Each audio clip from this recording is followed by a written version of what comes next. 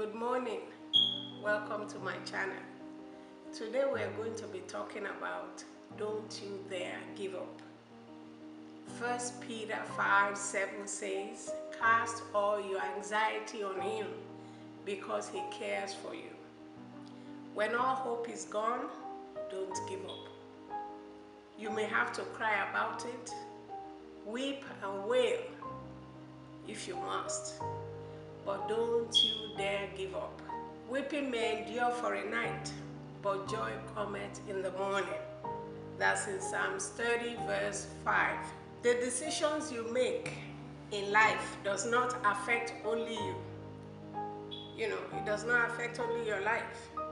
Most of the time it affects your children, your family, and generations yet unborn.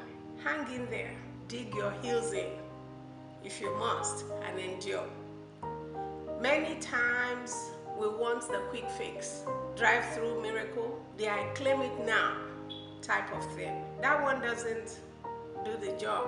It's nothing but wishful thinking at best. It is those that pay the price that get the fruits and joy of winning.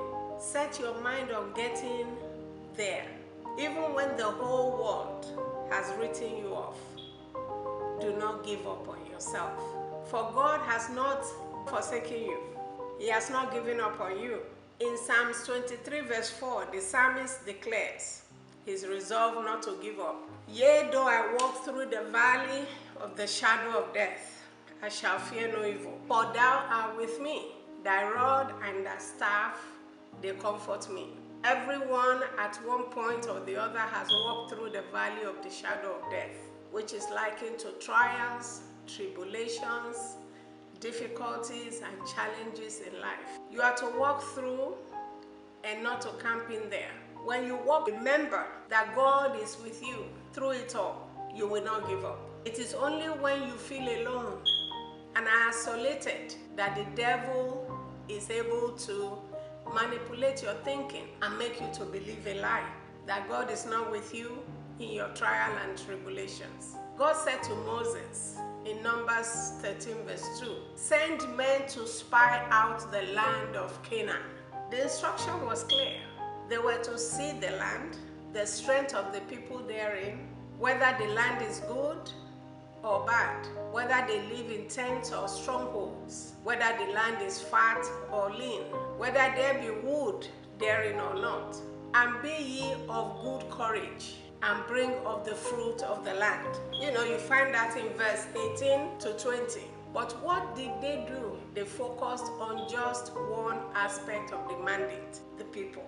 Moses had already told them, be ye of good courage, but they misinterpreted what he said and minimized the glory of God. If they had simply obeyed this clear mandate, their eagle would not have attempted to fly with one wing, for that was what they tried to do, and they crashed big time. Obedience is better than sacrifice. God is the one that calls those things that be not as though they were.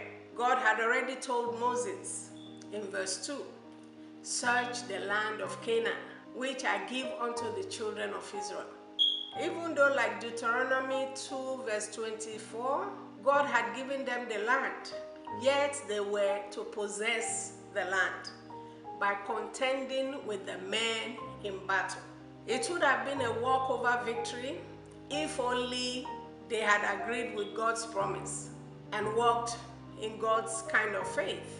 We are to equally have the God kind of faith and walk in it. If God has said it, that settles it. We should hold on to the word of God in faith and wait for him to perform his promises and bring his word to pass. But like the spies above, Abraham tried to help God bring his promise to pass before it happened. He agreed to the suggestion of Sarah, his wife, to have a son through Hagar, their maid. The son, Ishmael, was the produce of this ungodly agreement, this ungodly arrangement. Hagar bore a son, Ishmael. While Abraham began to rejoice and basking in the glory of having the child of promise, God said, no, this is not the promised child I told you about.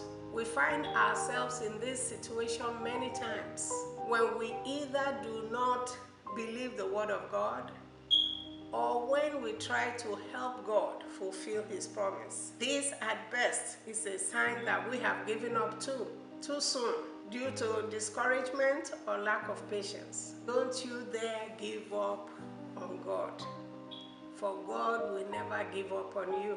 Hang in there, hold on, have faith. Speak the word until you see your manifestation. If only we have an idea of what is going on in heaven and could see into the future, the multitude of people that will benefit by our simply hanging in there. Keep seeking God and believing in faith until you receive your miracle. What we do during the waiting period is very important. In between the asking and receiving, we must learn not to grumble and complain or to be in unbelief, but we must learn to trust God absolutely, fast and pray, stand on the word, be patient, keep in fellowship with other believers. That will encourage us and not those that are doubters, that will lead us into depression. Isaiah 40 verse 31 says, but they that wait upon the Lord, they shall renew their strength. They shall mount up with wings like eagles. They shall run and not be weary. They shall walk and not faint. Thank you very much for your time with us today. Please don't forget to press the subscribe button as well as like the video. And share this video with your friends, with your colleagues, and your loved ones. God bless you. See you next week when we post another video. And don't forget to get your book. This book, Speak the Word, Beyond Positive Confession. Speak the Word Beyond Positive Confession. And it's available on Amazon.com. You can get your copy there. God bless you. We'll see you next week. Bye now.